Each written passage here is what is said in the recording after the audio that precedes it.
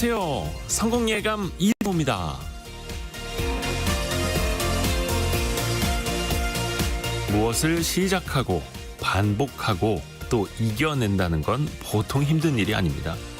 천리길도 한 걸음부터라는데 한 걸음 한 걸음 셀 수 없을 만큼 반복해야 하니까 그 끝도 보이지 않는 시작이 더더욱 어려운 법이죠.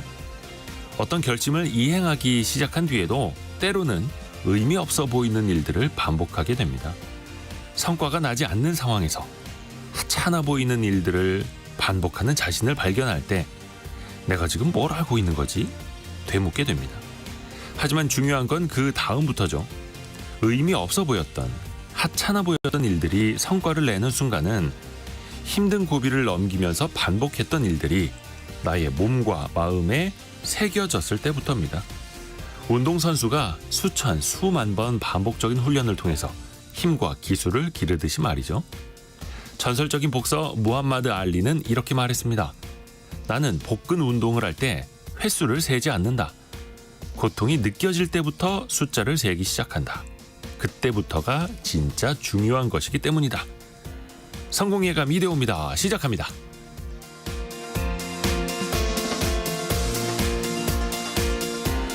안녕하세요. 이대호입니다. 오늘은 8월 21일 수요일 오전입니다. 이지현 님이 방금 글 올려주셨는데 오프닝을 필사하고 계시다고요? 항상 새겨 들으시나? 이거 부담이 100배. 큰일 났다. 열심히 하겠습니다. 오늘 전국적으로 좀 비가 옵니다. 꽤 많이 내리는 지역도 있고요. 태풍 종다리의 세력이 좀 약화됐다고는 합니다만 서울 비롯해서 수도권, 강원, 충남 일부 지역 또 경남 남해안은 호우특보, 강풍주의보 등이 내려져 있습니다. 특히 안전사고 없도록 좀 유의하셔야겠고요. 오늘 출근길도 엄청나게 막히더라고요. 또 비가 내리지 않는지 아니면 또 비가 끝나고 나서는 또 바로 폭염특보가 내려질 것 같은데요. 요즘에 보니까 폭염 아니면 호우, 호우 아니면 폭염. 날씨가 이상합니다. 어저께 밤 늦게 퇴근하는데 폭염 경보가 핸드폰에 문자로 뜨더라고요. 애플리케이션에서. 그래서 제가 이거 잘못 봤나 싶었어요. 한낮에 내려지는 폭염특보가 왜 밤에 오지? 뭐가 잘못됐나 싶었는데 밤중에도 엄청 뜨겁더라고요. 자, 건강 잘 챙기시길 바라겠고요. 또 BP 없으시도록 기원하겠습니다. 경제상식 퀴즈도 빠질 수 없죠. 마트나 요즘 편의점 아니면 무인 매장 가서 요거 찍어보는 사실 좀 재미도 있거든요. 레이저 같은 걸 여기에다 딱 찍으면 띡 소리가 납니다. 굵기가 다른 막대, 검은색 막대 표를 이 컴퓨터가 인식을 한 거죠. 이 기술이 도입된 지 어느덧 50년이 됐습니다. 그런데 미국 월스트리트 저널을 비롯해서 이제 유통업체들이 요 검은색 줄들을 네모난 격자무늬, 즉 QR코드로 대체하고 있다라는 소식을 전하고 있는데요. 기존의 가격 정보나 재고 관리 그 이상으로 QR코드를 통해서 제품의 영양 구성이나 사용법 등등 더 많은 내용을 담을 수 있기 때문인데요. 국가 코드, 생산자 번호, 상품 번호 등으로 구성된 흑백의 세로 줄무늬를 세 글자로 뭐라고 할까요? 그게 이제 QR코드로 대체가 되고 있다라는 뜻이고요. 이름 그대로 막대기 부호라는 외래어입니다. 요즘 이제 무인 매장 가면 애들이 요거 찍는 재미 들려가지고 그게 다 돈으로 올라가는 줄 모르고. 자, 짧은 문자 50원, 긴 문자 100원이 드는 샵 9730으로 참여해 주시면 되고요. KBS 콩으로 올려주셔도 좋습니다. 추첨을 통해서 다양한 선물 보내드리고 있고요. 유튜브를 통해서도 언제든지 보실 수 있습니다. 성공예감 이대호입니다. 자주 검색하시면 성공이 가까워집니다.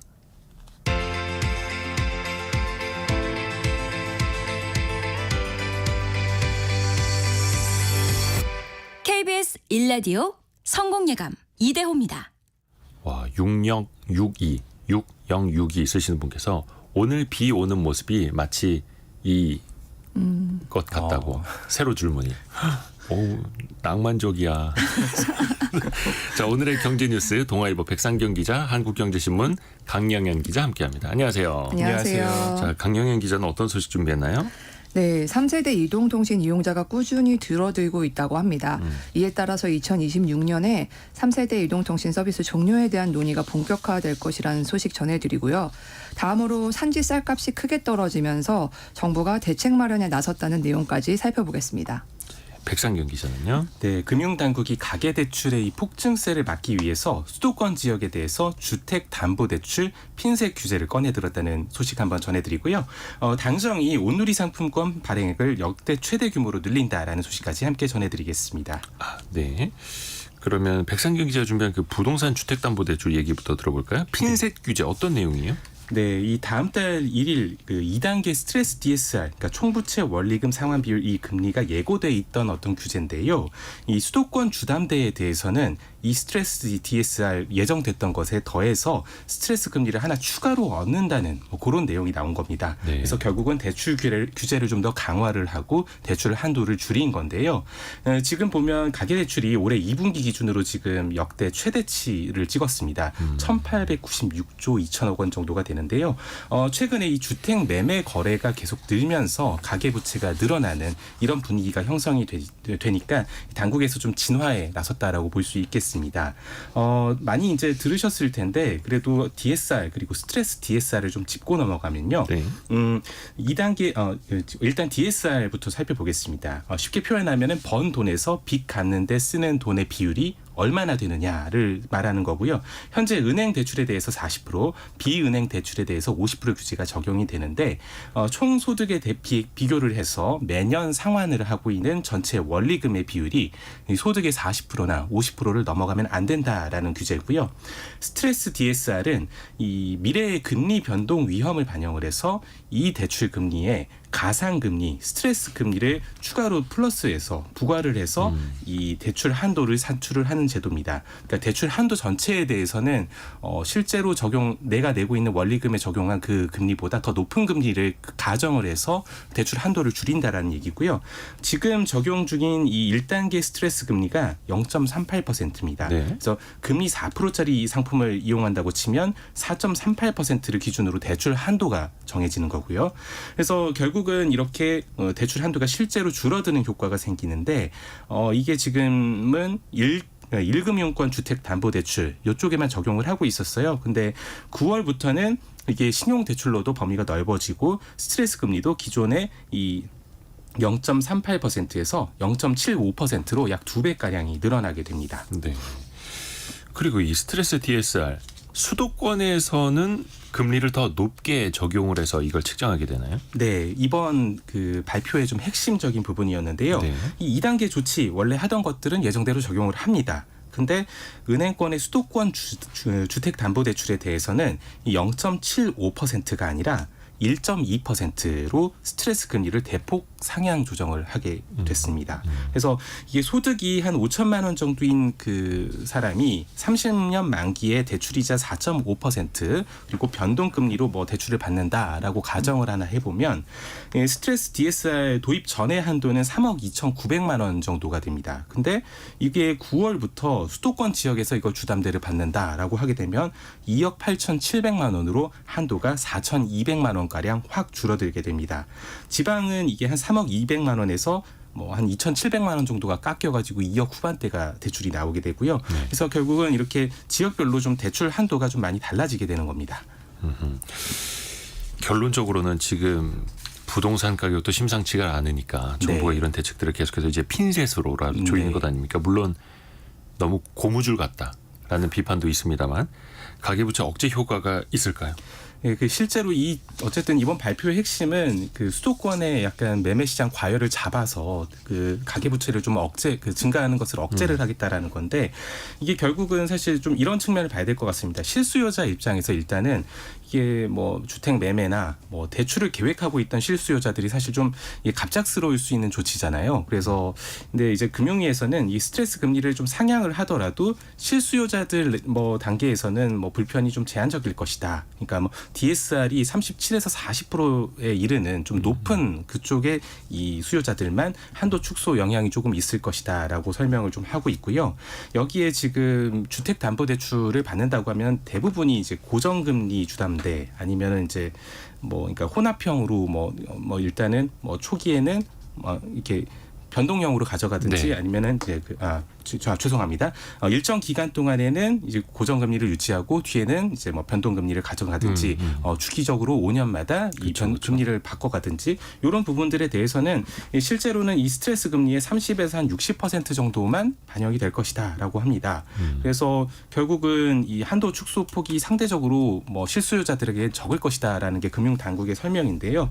또 이 금융당국에서는 이 이달 31일까지 주택 매매 계약을 체결하는 경우에 대해서는 종전에 이 1단계 스트레스 금리 0.38%를 적용하는 이 경과 조치도 두기로 했습니다. 그래서 너무 실수요자들이 당황하지 않아도 된다라는 이런 설명들을 하고 있습니다. 근데 사실 이게 돌려서 다시 얘기를 해보면 실질적으로 시장에 주는 충격이 크지 않을 거다라는 얘기를 하면서도 이게 시장을 억제할 수 있다라는 얘기를 하는 거거든요. 정부에서. 모순이네요. 예, 약간 모순적인 부분이 있고 그래서 결국은 금리를 너무 지나친 대출에 대해서는 좀 강화를 하겠다라는 시그널을 준 것 이런 정도로 좀 볼 수 있겠고 물론 근데 대출 규제가 굉장히 강력한 부분은 맞기 때문에 앞으로 시장이 어떻게 움직일지는 지켜봐야 될 것 같습니다. 그래도 지금까지의 어떤 평가들을 보면 가계대출 흐름을 좀 꺾겠다. 이게 좀 목적을 달성할 수 있을까? 미지수라는 평가들이 좀 많이 나오고 있습니다.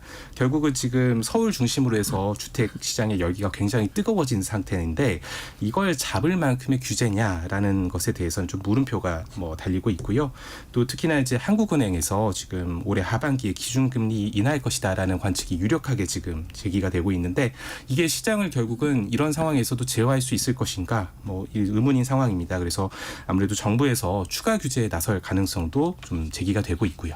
거시적으로는 금리 인하 시기가 가까워지고 있고 네. 그래서 미시적으로 금융 정책을 통해서 시장을 조이려고 하는 네. 이거 역시 좀 모순된 상황이기는 한데요. 그리고 또 하나가 국회에서 오랜만에 좀 그 특별법 개정안 합의 본 게 있습니다. 네. 예. 지지부진했던 이 전세 사기 특별법이 드디어 이 속도를 내고 있습니다. 네. 이게 지금 어제 그 국회 이제 상임위에서 이제 법안 소위를 통과를 했는데요. 한국토지주택공사가 이 전세 사기 피해 주택을 경매로 낙찰을 받아서 경매 차익을 이제 피해자들에게 지급하고 전세 사기 피해자들이 전세 피해 주택에 살 수 없거나 거주를 원하지 않는 경우에는 전세 임대 주택 제도를 활용해서 민간 임대에 거주하도록 지원하는 방안들이 다 포함이 됐습니다. 이게 사실 그동안에 여야 이견이 컸던 부분이 전세 사기의 피해자 인정 보증금의 한도를 어떻게 할 것이냐였는데요. 이게 3억 원에서 5억 원으로 상향이 됐습니다. 네. 그래서 여기에다가 이 피해자 지원위원회에서 자체적으로 2억 원의 금액을 추가로 인정을 할 수가 있거든요. 그래서 최종적으로는 7억 원 구간의 세입자도 전세 사기 피해자로 인정을 받을 수 있게 됐습니다. 이번 개정안을 여야는 이제 오는 28일 본회의에서 통과시킬 방침입니다. 다만 이 전세금 7억에 해당하는 이 피해자, 그러니까 물론 피해를 입으신 건 당연하게 맞는데 이게 고가 주택으로 좀 볼 수도 있기 때문에 이 부분에 대한 지원 관련해 가지고 논란이 여전히 있는 상황이고요. 또 경매의 속도, 그러니까 LH가 이 경매를 붙여 가지고 빠르게 차익을 확보해서 피해자들에게 지급하는 그런 문제들도 숙제로 좀 꼽히고 있습니다. 그래서 결국은 실행 과정에서 얼마나 피해자 구제에 도움이 되는 방향으로 진행되는지가 관건이 될 것 같습니다. 그리고 오늘 경제관계장관회의가 오전에 열렸었는데요. 여기에서 유류세 인하 조치 2달 연장하기로 결론이 나왔습니다. 그러니까 원래 8월 말 네. 종료 예정이었던 걸 10월 말로 2개월 또 추가 연장한다라는 거 굉장히 자주 들어보신 소식일 겁니다. 기존에 6개월씩 연장을 하다가 3개월, 2개월씩 이제 조금씩 더 연장을 하는 유류세 인하 조치를 또 끊지도 못하고요. 또 서민들의 삶도 있으니까요. 그리고 또 경제관계장관 회의에서는 팀원 위메프 사태 관련해서도 그 자금 지원을 1조 6천억 원으로 확대하기로 했다라는 소식도 들려와 있습니다. 자, 강영현 기자가 준비한 소식 들어보죠. 지금 이제 4G, 5G 나아가서 6G 이야기도 나오지 않습니까? 근데 아직 3G 폰을 쓰시는 분들이 계시긴 계실 거란 말이에요. 네, 계시죠. 물론 계십니다. 근데 빠르게 줄고 있다고 하는데요. 정보통신부가 공개한 무선 통신 서비스 통계 현황에 따르면은 지난달에 이 3G 이용자 수가 60만 4천 명으로 집계가 됐습니다. 11개월 만에 23% 급감한 건데요. 올 들어서 매달 10,000명씩 감소하고 있다는 점을 감안하면은 다음 달부터는 50만 명대로 주저앉을 것이란 전망도 나오고 있습니다. 사업자별로 보면은 지난달에 SK텔레콤의 3G 이용자 수가 28만 4천 명, 그리고 KT 그리고 알뜰폰이 각각 9만 4천 명, 22만 6천 명을 기록했는데요. 모두 지난 11개월간 매달 이용자 수가 감소한 것으로 나타났습니다. 이제 다만 LG U+ 같은 경우에는 2G 이후에 LTE로 직행을 해서 3G 이용자가 없는 상황입니다. 근데 이렇게 되면 이제 슬슬 통신사에서도 이거 3G 서비스를 좀 종료시켜야겠습니다. 이런 얘기 나올 것 같은데요. 2G 서비스 종료할 때 아마 기억하실 텐데 예. 그때도 가입자 수 줄면서 서비스 종료 얘기가 나왔었는데요. 이미 해외에서는 이용자가 급감하면서 3G 서비스를 종료한 경우가 많이 있습니다. 미국의 최대 통신사인 버라이즌 같은 경우에 2022년 12월에 3G 서비스를 접었고요. 진작에 접었네요. 네, 그리고 미국의 AT&T 그리고 독일의 도이치텔레콤, 일본의 KDDI도 2022년에 서비스를 중단했습니다. 그리고 올 들어서도 일본의 소프트뱅크 그리고 싱가포르의 싱텔, 영국의 보다폰 등이 서비스를 종료했습니다. 그러니까 주파수 측면에서도 3G 서비스 종료가 불가피하다는 전망이 나오고 있는데요. SKT 그리고 KT는 지난 2021년에 3G 그리고 LTE 주파수 290MHz 폭을 재할당받아서 지금 운영 중인데 이용 기간이 오는 2026년까지입니다. 그리고 종료 1년 전인 내년 6월까지 이 주파수 사용에 대해서 결론을 내야 하는데 네. 그렇기 때문에 올해 안에 관련 논의가 서비스 종료에 대한 논의가 본격화될 것이라는 전망이 나오고 있는 겁니다. 업계에서는 이제 3G 서비스를 종료할 경우에 해당 주파수를 다양한 용도로 쓸 수 있을 것으로 예상을 하고 있는데요. LTE로 주파수 폭을 확장해서 사용할 가능성이 높습니다. 물론 이 3G용으로 쓰던 주파수를 5G나 또는 6G용으로 전환할 수도 있는데 대역폭이 10MHz밖에 안 돼서 활용성이 떨어진다는 평가가 나옵니다. 다만 기존 이용자 보호가 문제인데요. 그렇기 때문에 그 3G 서비스 종료에 대해서 정부 그리고 통신사 모두 조심스러운 입장입니다. 3G 이용자들이 지속적으로 감소하고 있는 것은 맞지만 사실 기존에 사용하던 3G 폰을 바꾸지 않고 관성적으로 계속 쓰시는 고객들이 많기 때문인데요. 특히 한 달에 통화 30분, 문자 80개를 보낼 수 있는 3G 요금제 같은 경우에는 선택 약정 할인을 적용할 경우에 월 7,500원 정도의 이용을 할 수 있다고 합니다. 그렇기 때문에 주로 노년층의 수요가 높은 상황인데 이 때문에 정부나 통신사에서 모두 강제 전환을 강요하기는 어려울 것이란 전망입니다. 그렇죠.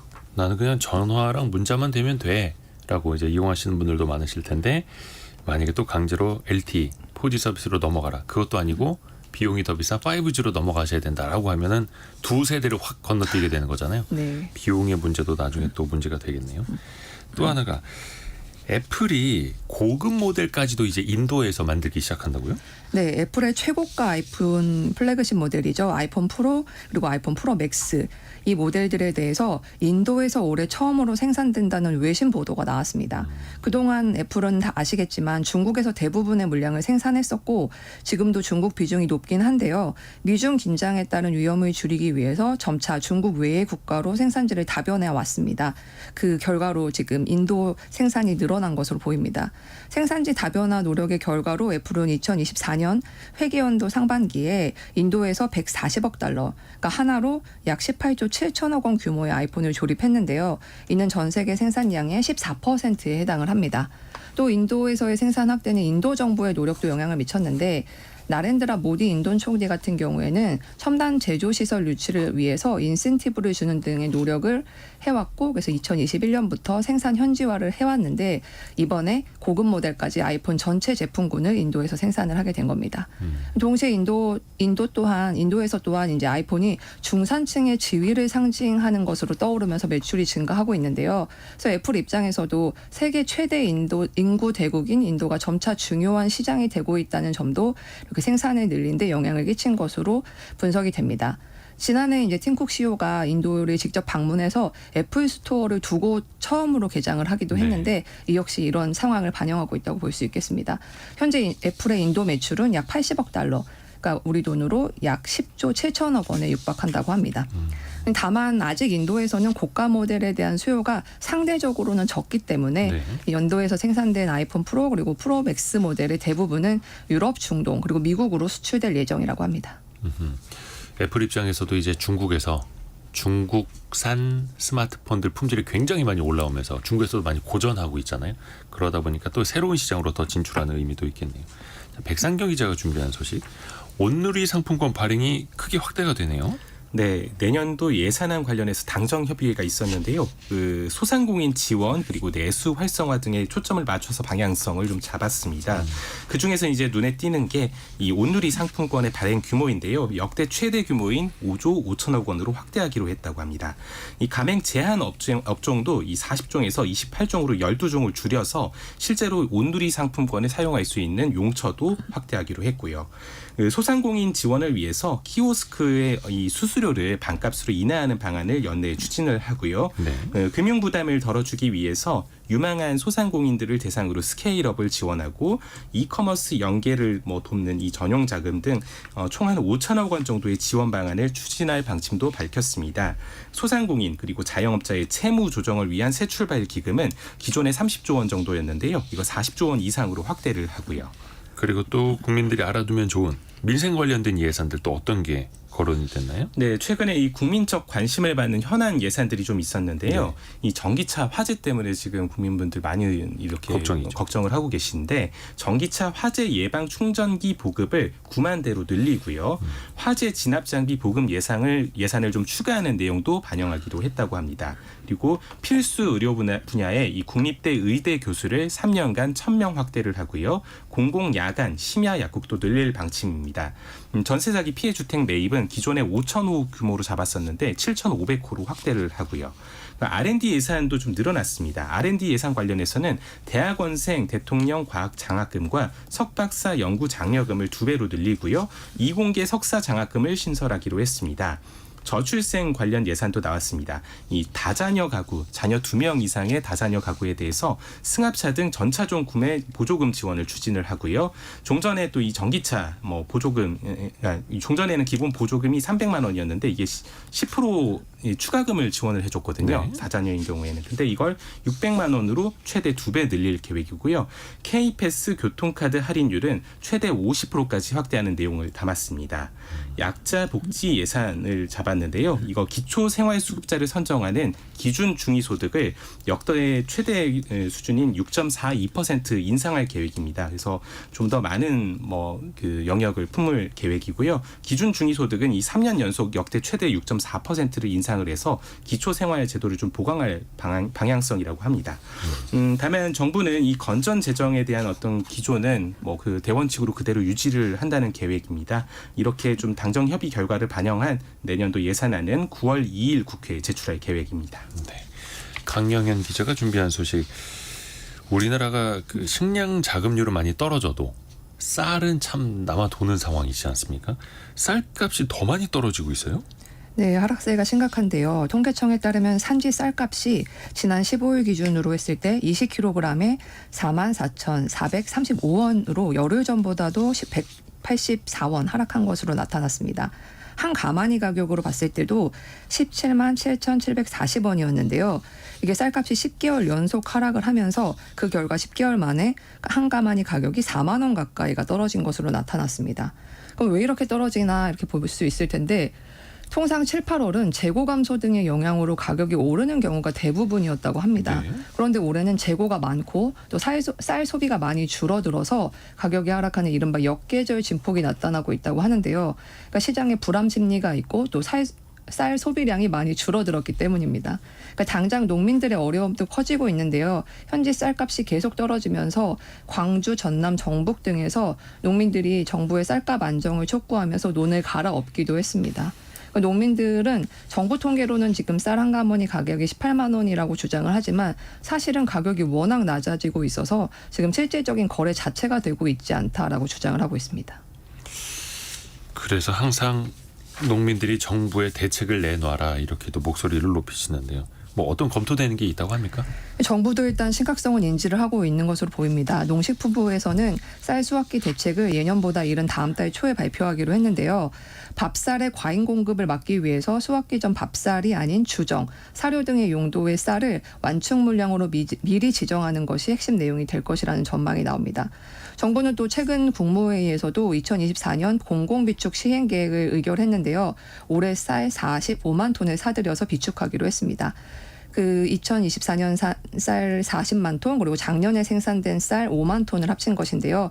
이 중에 작년에 생산된 쌀 5만 톤을 수매하겠다는 계획은 쌀값 방어를 위해서 지난 6월에 민당정 협의회에서 결정된 내용이었습니다. 최근에도 그 냉동김밥 비롯해서 쌀 가공식품 수출이 많이 늘었다라는 소식도 전해드렸는데 그런 쪽으로도 좀 활로가 좀 트이기를 바라보고요.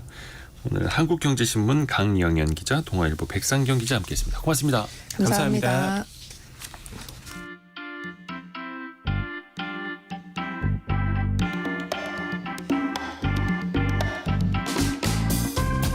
지금 여러분께서는 KBS 일라디오 성공예감 이대호입니다를 듣고 계십니다.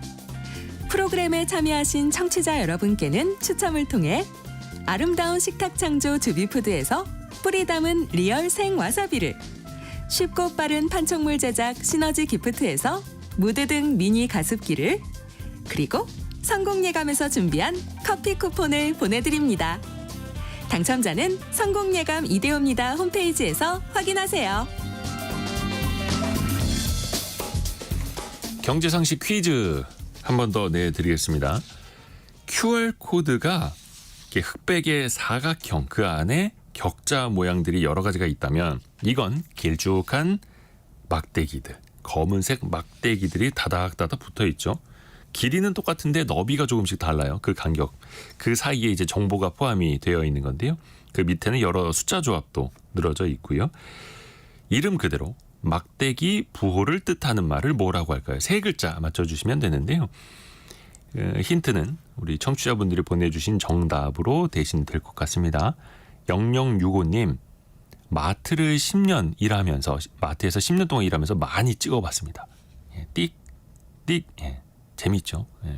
그리고 5194님은 제 딸이 어릴 때 이거 찍는 게 재밌다고 커서 슈퍼 주인이 될 거라고 했었다고. 다 그러지 않나요? 어릴 적에는 슈퍼마켓 주인이 제일 행복할 것 같고 맨날 맛있는 거 먹을 수 있을 것 같고. 저도 초등학교 저학년 때 꿈이 문방구, 완국 가게 사장님이었습니다. 그리고 9612 쓰시는 분께서는 편의점을 하고 있는데 제조사에 부탁합니다. 모서리나 겹쳐진 부분에 이걸 새기지 말아주세요. 스캔이 번거롭습니다. 그죠? 그 무인점포 이런 데 가서 보면은 찍을 때, 야, 이거 못 찾는 경우 있습니다. 이거 어딨지? 그걸 보면은 과자 봉지 같은 데 저 구석에 구겨진 곳에 있어서 이거 일부러 펴서 띡 이렇게 찍어야 되고, 요거 제조사에서 알기는 알 텐데 조금만 좀 신경을 써주시면 좋을 것 같습니다. 요거 외래어인데요. 세 글자, 막대기 부호를 세 글자로 외래어로 보내주시면 됩니다. 짧은 문자 50원, 긴 문자 100원이 드는 샵 9730이나 KBS 콩이 열려 있습니다. 오늘의 움직임에 주목하고 세상의 흐름을 놓치지 않습니다. 여러분의 내일을 응원하며 성공의 열쇠를 함께 찾아갑니다. 성공예감 이대호입니다. 여러분은 SNS 많이 활용하십니까? 특히 기업들은 물론이고 개인들도 제품이나 브랜드를 알리기 위해서 SNS를 사용하는 경우가 많은데요. 그런데 또 이게 역효과를 불러오를 수도 있다고 합니다. 서울벤처대학원 대학 전호겸 교수와 함께 역발상 경제 SNS 활용법 한번 들여다보겠습니다. 교수님 안녕하세요. 예, 반갑습니다. 역발상 경제의 전호겸입니다. 교수님도 SNS 많이 하시나요? 저는 별로 많이는 안 하고요. 네. 조금 하죠. 근데 그 캐피오스 이곳의 그 자료에 따르면 전 세계 인구의 60% 49억 명이 하루 평균 2시간 30분씩 SNS에 쓴다고 합니다. 이게 물론 이제 동영상 서비스나 이런 거 포함된 것 같긴 한데 이게 한켠에서 또 SNS는 인생의 낭비다라는 지적도 있잖아요. 이걸 왜 이렇게 많이 쓰고 있을까요, 우리가? 그러게요. 시장조사 업체 마이크로밀 엠브레인이 SNS 사용 경험이 있는 전국 만 19세에서 59세 성인 남녀 약 한 1,000명을 대상으로 한 설문조사가 있는데요. 여기 네. 보면 네. 사용자가 문제이지 SNS 자체는 매우 효율적이고 좋다라고 한 응답자가 약 75%였거든요. 네. 그러니까 대다수가 사실 SNS가 꽤 필요하다고 생각하는 거고요. 소셜미디어상에서 다양한 정보를 얻는 것이 효율성에서 긍정적 효과를 가진다고 사람들이 생각하는 거죠. 그리고 이 중에서 약 한 58%는 SNS가 자기 가시 목적으로 사용되는 것 같다는 의견이 있었고요. 그러니까 한 10명 중 6명은 SNS가 소위 말해서 그냥 자랑의 용도로 쓰는 경우도 있다고 했고요. 그리고 사실 이게 가장 중요할 수도 있는데 약 38%는 그러니까 10명 중 4명은 SNS를 사용하지 않으면 왠지 시대에 뒤떨어진다는 느낌이 있어서라고 말했고요. 또 약 26%는 친구들이나 소모임에서 소외당할까 걱정돼서 쓴다 뭐 이런 의견도 있었습니다. 근데 저 같은 경우에도 몇 년 전까지만 스마트폰 한참 쓸 때도 네. 저는 그냥 투지폰 썼거든요. 그래가지고 이렇게 톡이 안 됐어요. 예. 그래서 사람들 모임에서 약간 연락이 안 돼가지고 다른 사람들이 불편해하죠. 불편해하니까 저도 사실 그 후에 스마트폰을 갈아탔거든요. 이 조사를 보면서 다들 비슷하구나 이런 생각했습니다. 그러네요. 근데 이게 또 재미난 결과가 있네요. SNS를 자주 할수록 충동 구매를 할 가능성이 높아진다고요. 예, 맞습니다. 금융정보기업 뱅크레이트에 따르면요, 미국의 소셜미디어 사용자 중 48%가 소셜미디어를 통한 충동 구매 경험이 있다고 대답했습니다. 특히 MZ세대의 60% 이상이 지난 1년 동안 소셜미디어에서 본 제품을 충동적으로 구매했대요. 그래서 최근 연구에 따르면 소셜미디어가 미국 내 청소년과 젊은이들의 정신건강에 매우 안 좋은 영향을 미친다는 결과도 많고 뭐 이런 결과는 워낙 많으니까요. 특히 SNS 출연 이후 학생들의 우울감과 불안감이 굉장히 증가했다고 하더라고요. 그래서 소셜미디어 플랫폼이 제공하는 다양한 콘텐츠인데 소비자한테 포모를 유발하기도 하잖아요. 포모는 소외되는 데 대한 두려움이죠. 그래서 여러 연구에서 포모가 소비자의 구매 행동 그리고 웰빙에 영향을 미친다는 점을 밝혀냈고요. 포모에 빠지면 친구들이나 지인들의 즐거움을 보면서 나도 저렇게 해야 되는데 막 불안감이나 두려움을 느끼고 이 사람들 쓰는 제품을 보면서 나도 사야 되는데 이러면서 충동 구매할 확률이 높다는 거죠. 아무래도 SNS에는 제일 멋있는 거, 예쁜 그렇죠. 거, 좋은 것만 찍어서 올리다 보니까 딱 그 상황만 그렇죠. 찍어서 다 올리죠. 좋아 보이죠. 그렇죠. 근데 이제 너무 비싼 자동차나 뭐 가방, 시계 이런 거 자랑하는 사람들이 뭐 처음에는 호감을 얻을 수는 있겠지만 나중에는 이게 또 비호감이 되지 않을까요? 맞습니다. 제가 어제 저녁에 방송 준비하면서 SNS 해시태그로 득템을 검색해 보니까 예. 100만 개가 훨씬 넘는 약 119만 개의 게시글이 나오더라고요. 득템 어떤 아이템을 얻었다 혹은 샀다라는 뜻이죠. 그렇죠. 그 중에서 뭐 명품 득템, 뭐 한정판 운동화 그리고 농구화 뭐 이런 거 많더라고요. 네네네. 이런 것 같은 물질제 소비 관련된 피드가 있었고요. 뭐 공연 티켓팅 그리고 최근에 올림픽 있었잖아요. 그래서 올림픽 직관 관련된 피드도 꽤 있더라고요. 그래서 이런 경험제 소비 관련 피드가 있었고요. 그래서 과거 연구들은 물질제와 경험제 구매 관련 내용을 담은 포스트가 내재한 목적이 드러난 방식에 따라 긍정적 혹은 부정적인 영향을 미칠 수 있다고 판단했는데요. 예를 들어 해당 포스트가 구매 활동 관련 정보를 전달해 개인의 일상을 단순히 보여주고 같은 목적이라면 사람들의 긍정적인 정보로 해석될 여지가 높고요. 아하. 반면 해당 포스트가 나 이런 거 산다 좀 잘난 너무 척 자랑하는 것 해볼까 같다. 이러면은 딱 보는 순간 뭐 누구나 비호감. 그렇지만 부정적인 영향을 미치는 거죠. 즉 포스팅이 자기 표현의 형태로 해석될 경우에는 부정적인 영향이 별로 없지만 자기 가시, 그러니까 자랑으로 보이면 타인에게는 좀 부정적인 영향이 생길 수 있는 거죠. 아하. 그 사람 그냥 일상 속에 있는 거라면 별 거부감은 없는데 그렇죠. 너무 이제 속된 말로 자랑질이 되면 이제 싫어한다는 거죠. 반대로 같은 자랑인데 대중이 긍정적으로 받아들일 때는 언제일까요? 그렇죠. 최근에는 이제 물질제 혹은 경험제 관련 포스트가 각각 언제 자기 가시적 형체로 해석되는지 부정적으로 느껴지는지에 대한 연구가 좀 많거든요. 네. 예를 들어가지고 미국 워싱턴 대하고 서던 캘리포니아 대가 공동 연구를 한 게 있는데요. 물질제 혹은 경험제 관련 포스트가 언제 자기 가시적으로 해석되는지 부정적 영향을 미칠 수 있는지 실험을 해봤는데요.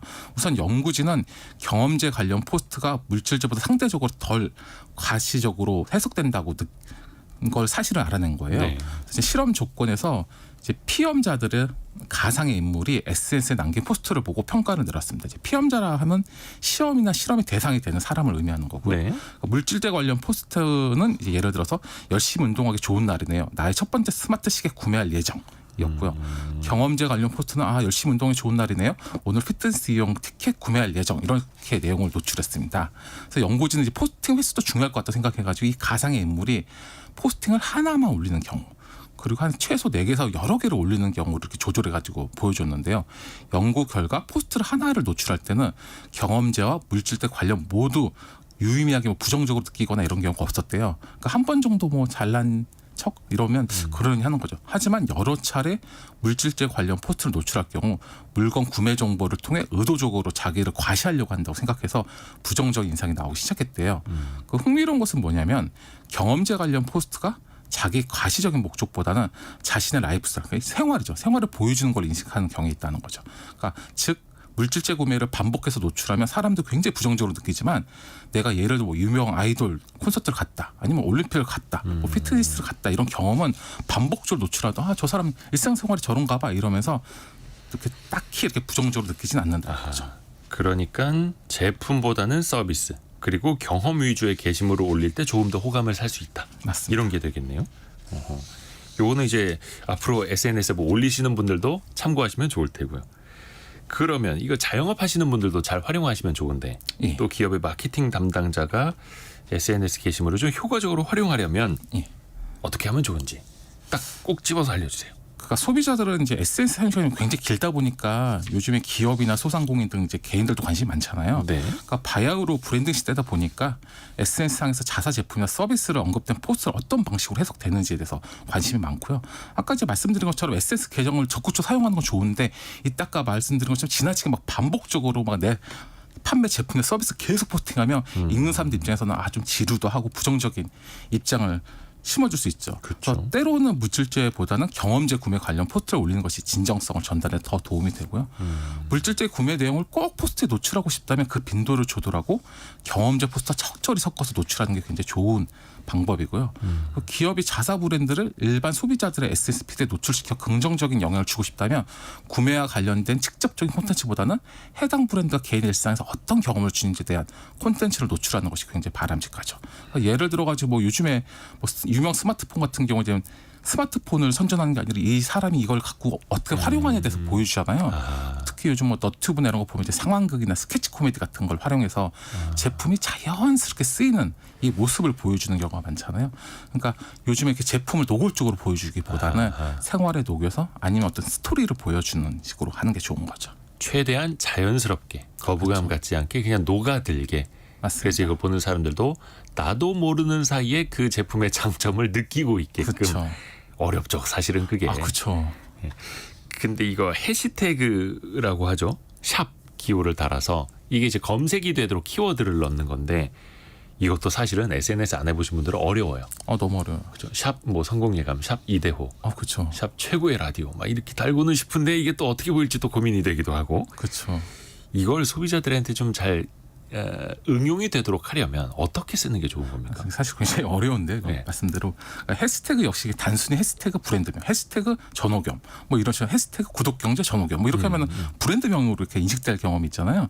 그러니까 이런 것보다는 경험을 강조하는 해시태그를 활용하는 게 더 좋은 인상을 남긴다는 거죠. 예를 들어서 모 해외 신발 브랜드가 진행한 캠페인이 대표적인데요. 네. 이 신발 브랜드는 예를 전호겸의 신발 이러면 전호겸의 신발 그 브랜드를 알린 게 아니라 해시태그 위드아웃 슈즈와 같은 해시태그를 이용해서 자기 회사 신발과 맨발 함께 찍어 올리면 업로드 수만큼 뭐 해외에 신발이 없는 어린이들에게 기부하는 캠페인을 해가지고 굉장히 유명해졌거든요. 그러니까 이런 식으로 단순히 브랜드 홍보보다는 소비자가 참여할 수 있거나 의미를 찾을 수 있는 홍보 전략이 필요한 거죠. 그래서 요즘 같은 디지털 시대에는 개인과 기업 이제 소셜 미디어를 운영할 때 굉장히 전략적으로 포팅을 관리할 필요가 있고요. 소비자한테 불필요하게 부정적 인식을 심어주지 않도록 매우 주의할 필요가 있는 거죠. 그러네요. 직접적으로 샵 자기 브랜드 이걸 다는 게 아니라 샵 위드아웃 슈즈 신발이 없다. 그렇죠. 그래서 그 사람들한테 우리가 이걸 기부하는 거다. 맞습니다. 일종의 캠페인을 알리면서 같이 이제 동참도 시키고 브랜드 이미지도 높이고 알고 보니까 그 특정 브랜드고. 그렇죠. 이게 전략을 또 배워야 됩니다. 그냥 무작정 자기 뭐 샀다, 득템했다 올렸다가 괜히 이제 비호감 사게 되니까. 비호감 되죠. SNS 활용하는 것도 전략적으로 가야 된다. 서울벤처대학원 대학 전호겸 교수와 함께했습니다. 고맙습니다. 감사합니다. 라디오 정보센터 뉴스도 들어보시죠. 태풍 종다리는 열대 저하부로 약해졌지만 태풍이 남긴 비구름의 영향으로 오늘 전국 곳곳에 많은 비가 오고 바람도 강하게 부는 곳이 있겠습니다. 특히 수도권과 강원 내륙, 충남 지역에는 시간당 30에서 50mm의 집중호우가 오는 곳이 있겠습니다. 정부가 이번 달 말 종료 예정인 유류세 탄력세율 인하 조치를 2달 더 연장하기로 했습니다. 기획재정부는 중동 지역의 긴장으로 인한 국내외 유류 가격의 불확실성과 국내 물가 동향을 고려한 조치라고 설명했습니다. 위메프와 티몬 사태로 판매 대금을 받지 못해 어려움을 겪는 피해 업체들을 위해 정부와 지자체가 총 4,300억 원의 유동성을 추가로 공급하기로 했습니다. 6월 하락 전환했던 생산자 물가가 지난달 0.3% 상승하며 다시 반등했습니다. 농림수산품과 공산품, 서비스 등 대부분 품목의 가격이 오른 영향입니다. 지금까지 라디오 정보센터 뉴스 정한나였습니다. 이상희 님이 샵 성공예감 이대호입니다. 샵 성공을 부르는 좋은 습관. 이렇게 벌써 또 KBS 콩으로 올려주셨네요. 특히 이 해시태그는 띄어쓰기 하면 안 된다라는 거. 이제는 이제 상식인데 아직 모르시는 분들도 계셔가지고 저희 모토가 성공예감 이대호입니다. 자주 검색하시면 성공이 가까워집니다. 매일 외치고 있는데 검색뿐만 아니라 어디 글 올리실 때도 해시태그 같이 올려주시면은 참 감사하죠. 저도 종종 이제 검색해서 보고 있습니다. 여러분은 모르시겠지만 저희 글을 인용해서 써주시는 블로그 제가 이제 자주 염탐 들어갑니다. 감사합니다. 항상 함께해 주셔서. 날씨가 엄청 덥다가 또 좀 시원하게 비가 내리기는 하는데 아직 여름이 끝나질 않았습니다. 참 길기는 한데 Z세대들도 여름에 포기할 수 없는 여러 가지 페스티벌이 있다고 하는데요. 다양한 즐길거리들 또 태풍 이후에 또 많이 찾게 되죠. 트렌드 팔로우 시간에 한번 배워보시죠. 요즘 젊은 세대들은 어떤 축제를 즐기는지 대학내일 정은우 센터장과 함께합니다. 안녕하세요. 안녕하세요. 요즘 Z세대들은 어떤 페스티벌을 많이 가요?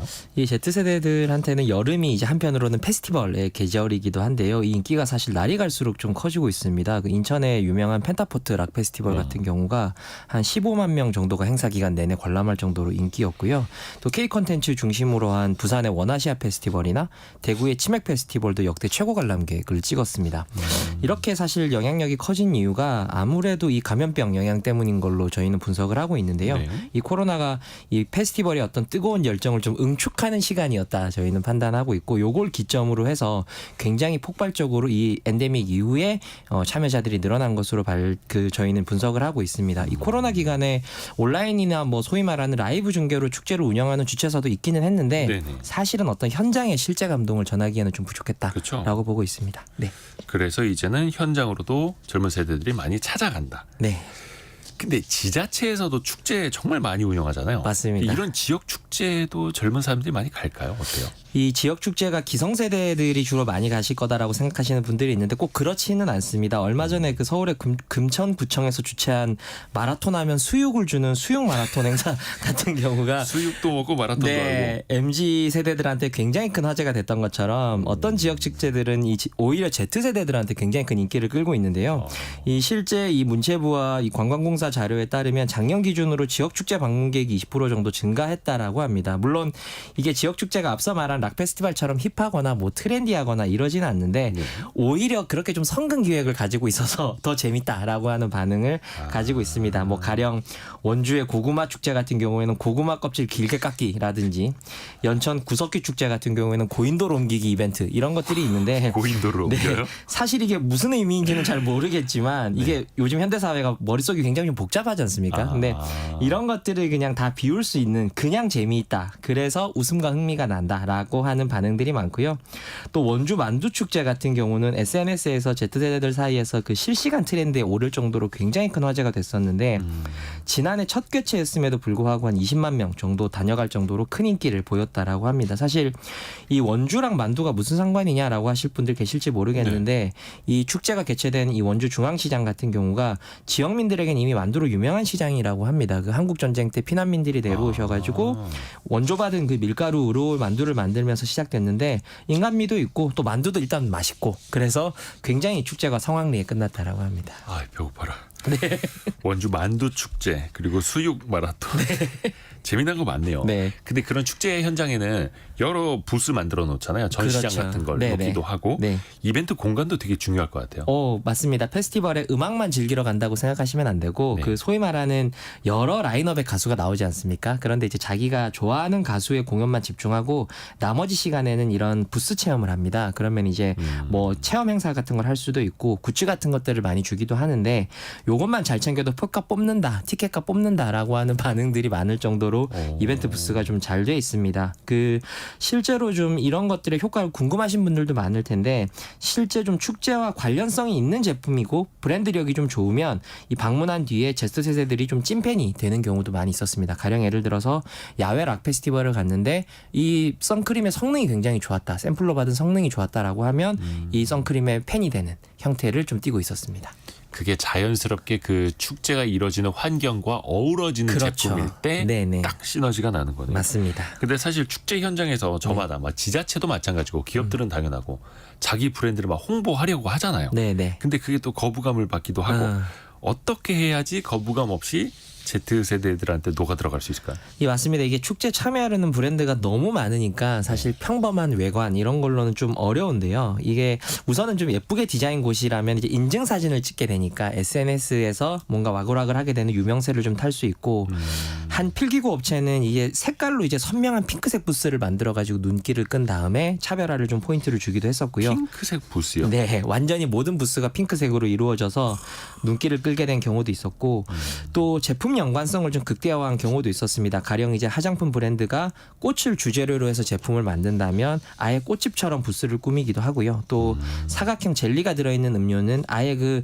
젤리를 온 외관에 붙여서 꾸민다는 식으로 이렇게 눈길을 끌고 있습니다. 과자로 만든 집처럼 그렇다고 볼 수 있겠네요. 외경에다가 젤리를 붙여서 네, 젤리로 맞습니다. 만든 부스. 네. 그러니까 요즘 젊은 세대들이 사진 찍어서 SNS에 공유하게끔 그렇게 해달라는 거죠. 네. 그렇게 많이 꾸민다는 네. 거잖아요.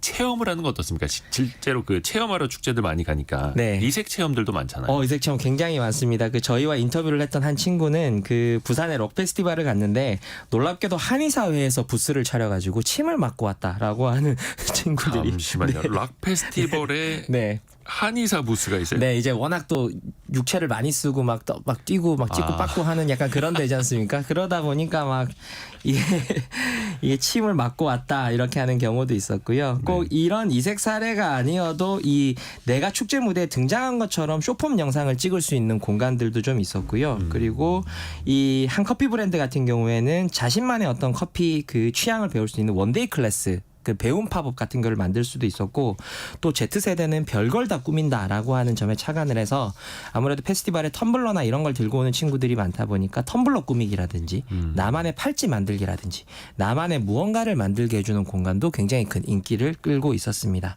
아하, 네. 뭔가 나만의 것을 만들 수 있도록 도와주는 네. 이것도 역시 인증해서 공유하고 그렇죠. 한 번 더 홍보되고 이것도 역시 사진을 찍어서 좀 올려달라라고 하는 거라고 볼 수 있겠죠. 포인트가 또 거기 있습니다. 네. 요즘에 그 해외에서도 Z세대들이 뭐 일본은 서머소닉, 미국은 코첼라 이런 대규모 공연들 보러 가서 또 즐기는 것들도 많더라고요. 네.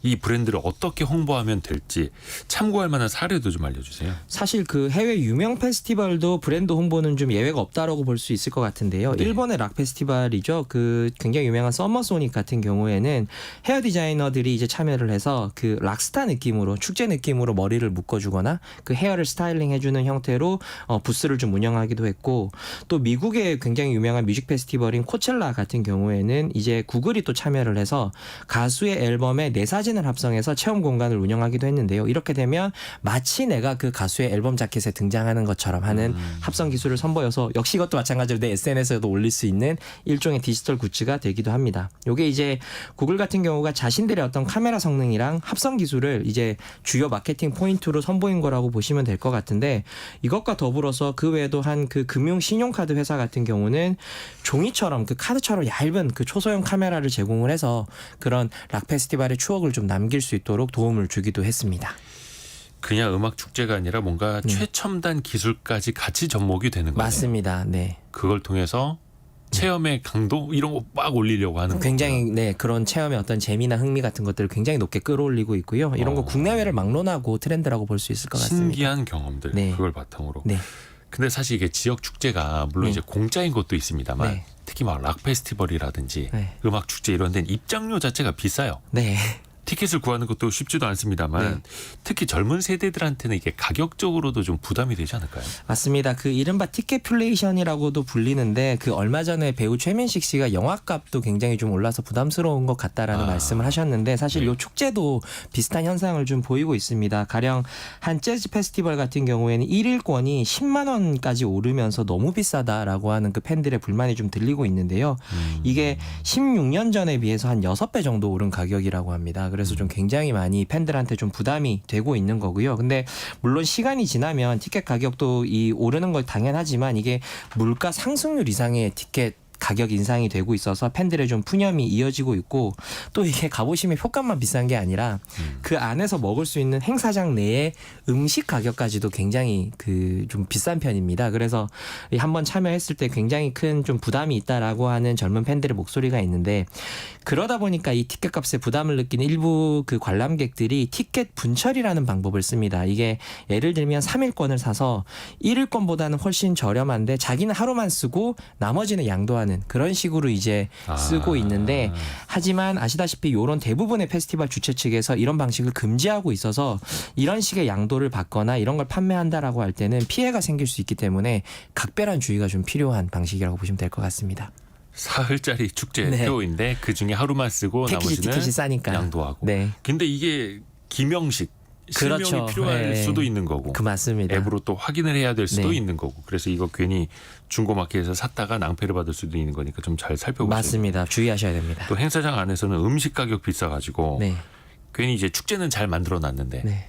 음식 부대 비용 때문에 또 반감 사기도 하고 맞습니다. 소탐 대실해서는 네. 안 되겠네요. 박철수님이 금천구청 직원인데요. 이제 육아 시간 사용으로 조금 늦게 출근하면서 저희 라디오 듣고 계시다고. 근데 금천구청 얘기 나오니까 반갑다고 문자 보내셨습니다. 아까 그 수육 네, 마라톤, 수육 마라톤. 네. 수육 러닝. 아, 그 수육 좀 안 남았을까? 예산 좀 많이 드셨을 것 같은데. 아무튼 되게 괜찮은 아이디어였다. 라는 맞습니다. 평가도 받고 있는 거고요. 대학내일 20대 연구소 정은우 센터장 함께했습니다. 고맙습니다. 고맙습니다. 저희가 2부에서는요. 미래생활사전 시간으로 찾아오는데요. 트럼프 전 대통령하고 테슬라 CEO인 일론 머스크가 요즘에 참 브로맨스를 보여주고 있죠. 도대체 어떤 계산들을 깔고 있는 건지 같이 한번 들어보시죠. 뉴스 잠깐 들으시고요. 10시 5분에 금방 다시 돌아옵니다.